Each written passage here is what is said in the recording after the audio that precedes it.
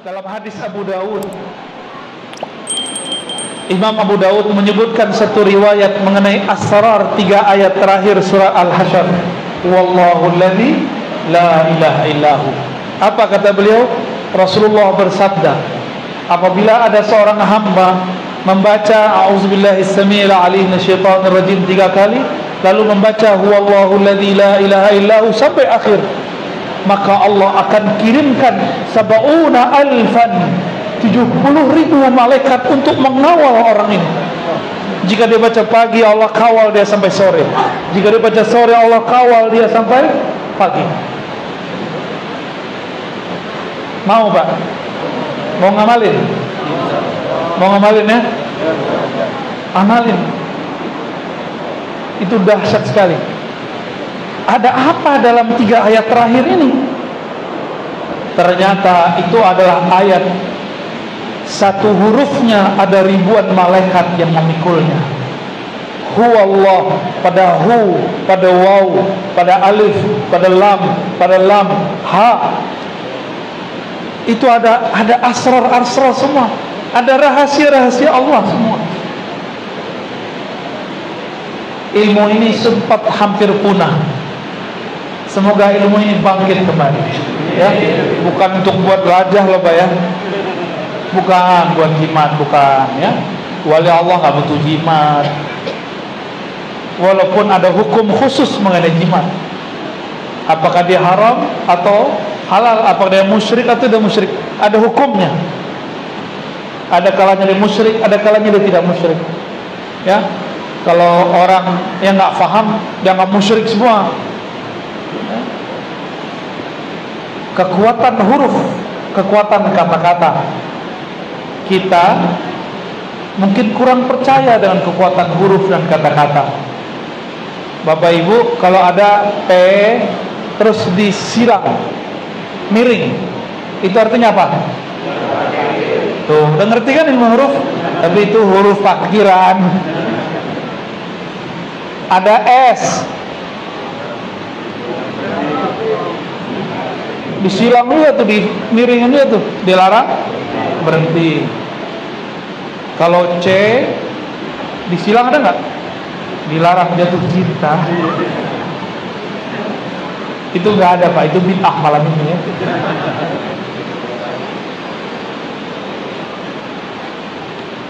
Kita ini memerlukan huruf-huruf itu. Beliau namanya Hamim, orang tulis pakai KH, Kamim. Mau nggak Pak Haji? Nggak mau, satu hurufnya nggak mau ditambahin. Ya, begitu kita menghargai satu huruf. Oleh karena itu, salah satu ilmu para wali di akhir zaman adalah mengerti rahasia-rahasia huruf. Ya. Ilmu ini bukan lagi ilmu yang di kitab, tapi dia ilmunya sudah yang dari dalam dirinya. Karena minhajun nubuwah, karena dia dibimbing oleh Allah. Sedangkan yang di kitab berlaku untuk masa lalu, masa depan. Ada muncul revisi-revisi baru, ada asrar-asrar lain. Semoga kita kebagian dapat ilmu itu nanti, ya. Karena kalau nggak dapat ilmu itu, kita akan selalu ngomong wallahu a'lam bimuradi. Hanya Allah yang tahu maknanya. Lah kapan lagi kita bisa paham? Coba nih ada tulisan Hamim, apa artinya? Tanzilul kitabi. Terus apa kaitannya Hamim dengan Tanzilul kitab? Ada Pak rahasianya. Alif Lam Mim Dzalikal kitabu. Ada rahasianya semua itu. Maka Nabi mengatakan, Nabi sudah kasih semacam sindiran-sindiran atau semacam isyarat-isyarat. Bukanlah ya Alif Lam Mim itu satu kata, tapi yang diberikan pahala satu alif, satu pahala. Alif satu pahala, lam satu pahala, mim. Apa yang membuat dia berpahala? Karena di dalamnya ada asrar-asrar. Itulah yang kemudian Nabi kunci dengan kalimat Siapa yang membaca huwallahu alladzi la ilaha illahu alimul ghaibi wasyahadah warrahmanur rahim wallahu alladzi la ilaha illahu al-malikul quddus salamul mu'minul muhaiminul azizul jabbarul mutakabbir subhanallahi amma yusyrikun. Terus wallahul khaliqul bari'ul musawwir lahul asmaul husna yusabbihu lahu ma fis samawati wal ard wa huwal azizul hakim. Amalin Pak ya, pagi sore. Enggak sempat pada subuh, pada duha. Enggak sempat pada asar, pada maghrib. Semampunya, ketinggalan qada baru disebut wirid. Kapan orang disebut berwirid ketinggalan dia ganti? Ya, kapan seseorang disebut punya gaji tetap? Dia sakit pun gaji masih masuk. Ya, orang berwirid dia punya gaji rohani namanya warid. Mau dapat gaji rohani namanya ma'rifatullah, namanya asrar rahasia. Maka jangan pernah melalaikan kedisiplinan dalam beramal. Masa kita kerja, ini kita kerja nih, pekerjaan kemarin belum selesai, kita selesai hari ini. Ya, wirid kemarin ketinggalan, masa tidak diselesaikan sekarang? Berarti kita ini lebih cinta kepada gaji saku rupiah yang nggak bisa dibawa ke dalam kubur, nggak berlaku. Sogok mungkar nakir nggak mau dia. Mungkar nakir lihat, nggak laku, ya, nggak bisa dia. Maka harus punya wirid. Apa arti wirid? Zikir, amalan, bacaan yang sudah dirutinkan. Orang punya wirid, maka dia punya gaji rohani namanya warid. Kalau sudah rutin, wirid, warid, ada satu kata yang unik. Ini bukan cocok logi, tapi ini ilmu huruf. Ada bunga disebut wardah. Apa artinya? Harum nggak itu bunga? Benar? Maka orang yang berwirid ketika sudah rutin, rohaninya akan menyebarkan bau semerbak harum, aroma yang sangat harum. Mulutnya sih bau jigong, ya, tapi rohaninya harum. Dan ini dapat dikenali oleh ahlinya. Orang-orang yang Allah kasyafkan penciuman batinnya dapat mencium bau itu. Harumnya bukan main. Inilah yang dikatakan oleh Imam Yahya bin Mu'az Ar-Razi, wali-wali Allah itu aromanya, wewangian yang ada di dalam spiritualnya, batinnya dapat dicium, dapat dilacak oleh ahlinya, ya, dapat dilacak oleh ahlinya. Nyaman enggak sama orang yang harum? Nyamankah sama orang yang tidak harum? Bau ketek. Makanya antum nih sunnah nih pakai itu tuh deodoran tuh ya. Itu sunnah Pak. Pakai ya. Apakah mereknya terserah? Pakai. Bau. Masa masuk masjid bau? Katanya pejuang tapi bau. Harus pakai Pak. Karena bagian yang terlipat di badan ini bau. Emang kita ini asalnya bau, akhirnya nanti akan jadi bau. Tapi yang bau kembali ke tanah, yang nggak ke tanah ini yang kita jaga-jaga. Itu yang tercium harumnya oleh ahlinya. Ya, siap punya wirid? Ya. Saya lihat di situ ada tulisan Rotibul Haddad. Ya. Sekali seminggu itu pelit amat antum. Nah, tuh anak-anak juga, bapak-bapaknya apa? Rotibul fulus, gaji duit. Ya punya itu kan amalan masjid jama'i. Di rumah kita harus punya amal sendiri. Wirid, ini yang disebut wirid. Mau jaga wirid? Tadi minimal 3 ayat terakhir dari surat Hasyr dimulai dengan a'udzubillahi samiil alim minasyaitonir. Ini insyaallah saya dari kecil, dari umur 10 tahun kami sudah mulai melazimkan sampai hari ini. Sempat ketinggalan ketika umur 11 ya, agak badung-badung dikit umur 11 tahun ya. Tapi habis itu balik lagi alhamdulillah sampai sekarang. Kalau ketinggalan ini kita baca seingatnya. Kalau sekarang saya qadha biasanya. Dan kita merasakan asrarnya luar biasa.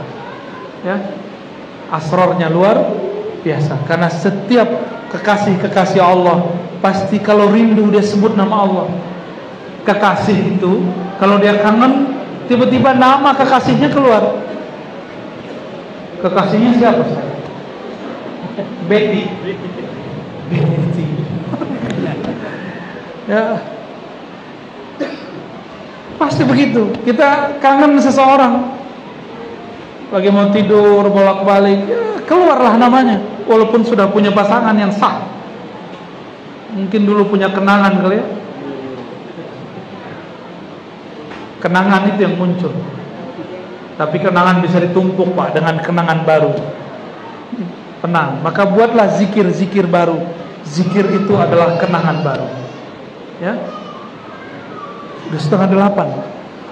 Habis ini ada lagi. Oke. Khalas ya. Udah. Belum. Oh sampai jam 8. Antum mau nanya atau aneh mau terusin? Terusin dulu.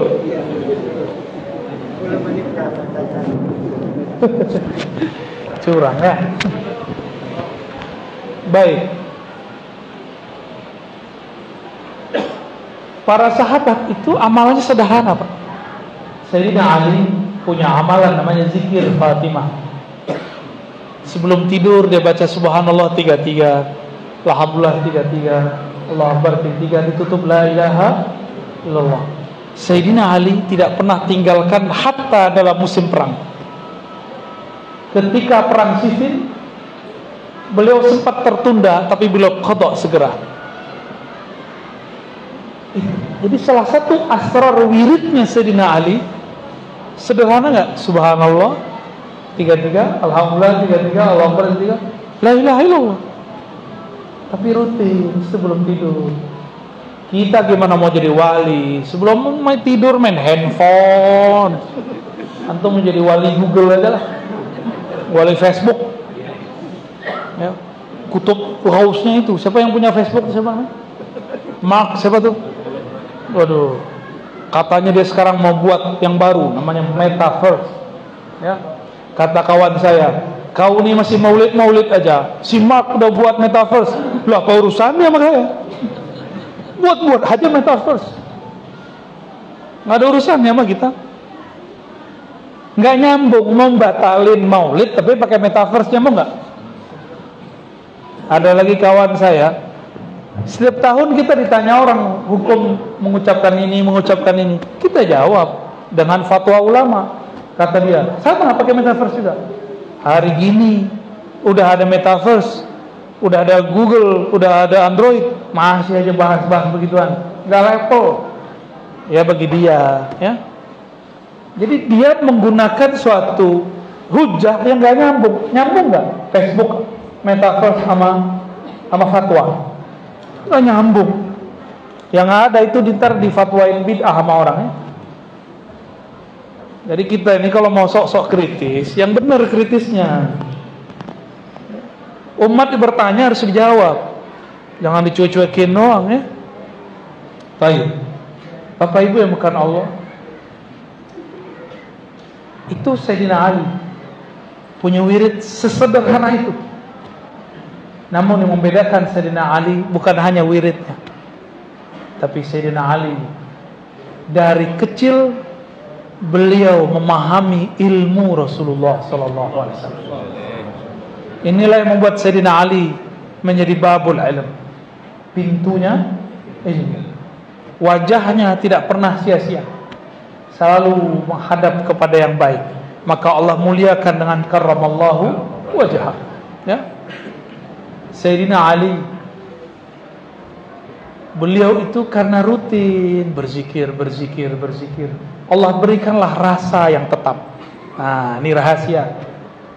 Tapi sudah dibuka. Kenapa kita tidak bisa istiqomah khusyuknya? Karena kita tidak punya keistiqomahan dalam berwirid. Karena tidak istiqomah dalam berwirid, maka rahasia khusyuk tidak turun secara konstan, secara abadi, secara terus menerus. Khusyuk itu kan salah satu rahmat Allah. Dekat kepada yang punya nama, dekat kepada yang punya rahmat, dikasih. Cuma kan kita jauh. Sayyidina Ali suatu kali dia perang, punggungnya kena panah. Bisa bayangin Pak, kena panah. Kukunya atau jarinya pernah kemasukan jarum nggak? Atau itu tuh duri-durinya jeruk pernah? Atau lagi megang kayu nih, tahu-tahu keluar tuh, zut, pernah nggak? Sakit nggak? Sakit. Ini panah nancep di punggung, lebih dari satu. Tidak disebutkan berapa di riwayat itu. Sayyidina Ali, karena dia istiqomah bertuhan, dia istiqomah bercengkrama dengan Allah, dia istiqomah dalam bermunajat, bermesraan dengan Sang Maha Kekasih. Orang kalau asik dengan kekasihnya, lupa dengan sakitnya. Maka dia mengatakan, wahai tabib, jangan engkau cabut di saat aku sadar. Cabutlah di saat aku bermunajat kepada Allah. Maka dia katakan, mana kiblat? Tunjukkan kiblat ke arah sana. Maka dia sholat. Takbirlah. Baru takbir badannya bergetar.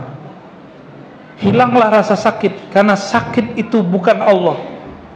Allah lah yang maha besar. Selain Allah kecil. Panah itu kecil, sakit itu kecil, senang itu kecil. Lupalah ia dengan kata senang, lupalah ia dengan kata sakit, lupalah ia dengan kata sehat, lupalah ia dengan kata sembuh. Di saat itu dia kemudian ruku. Allahu Akbar. Itu panah dipegang Pak, sehingga ketika dia ruku, panahnya tercabut. Darahnya enggak muncrat keluar. Kenapa? Darahnya ikut ruku. Ternyata Sayyidina Ali salah satu periwayat bacaan ruku yang jarang dibaca orang. Saya masih ingat lafaznya. Ini kalau salah tolong diingatkan. Apa bacaannya? Raqa'alaka sam'i wa basari. Ya Allah, ruku tunduk kepada Engkau. Sam'i wa basari, pendengaranku dan pandanganku. Wadami wa lahmi wa izami, ikut juga ruku darahku, tulangku, dagingku, semua yang ada pada diriku ikut ruku kepada Allah. Maka tidak ada darah saat itu pun yang netes, kecuali darah yang nempel pada panah. Ikut ruku bersama Allah. Ya, itu Sayyidina Ali. Karena dia istiqomah bertuhan, karena dia setia kepada Allah Subhanahu wa ta'ala. Kita udah setia loh kepada Allah. Ini saya mau tanya nih Pak, malam tadi witir nggak? Witirnya sekali setahun ya. Nunggu bulan Ramadan. Mau jadi kekasih Allah? Allah mengatakan innallaha witrun yuhibbul witra. Allah itu witir, esa, dan menyukai, mencintai, jatuh cinta kepada orang yang istiqomah mendirikan salat witir. Mau mengamalkan salat witir? Ya, biar mantap antum kayak butuh ijazah ya. Ya udah aneh ijazahin deh ya. Ajaztakum ya. Al-mudawamah ar-riyadah wal mujahadah bi salatil witri walau kana rak'atan fi kulli lailah. Ya, aku ijazahkan siapapun yang hadir untuk riyadah, mujahadah, berwitir walaupun satu rakaat setiap malam, walaupun cuma sebelum tidur. Syukur-syukur bisa dilakukan sebelum sepertiga malam terakhir berakhir. Ya. Nah, diamalkan itu. 40 hari ngamalin witir, rasakan kolbunya ada rasa sesuatu nikmat di hati. 40 hari aja. Ketiduran bagaimana? Qadha, ganti di hari yang lain. Katanya kekasih, ya. Kalau kekasih punya waktu untuk berduaan dengan kekasihnya. Salat berjamaah, kita amal sosial. Tapi kekasih, dia punya waktu khusus bersama kekasihnya. Siap jadi kekasih Allah? Ya, jaga salat. Itu udah banyak amalan Tuhan sebutin dari tadi tuh. Ya, itu cara untuk merawat cinta kepada Allah Subhanahu wa Ta'ala. Bapak Ibu yang melakukan Allah, jika ini kita lakukan, maka sang warid turun. Warid artinya anugerah, atau saya boleh sebut gaji rohani.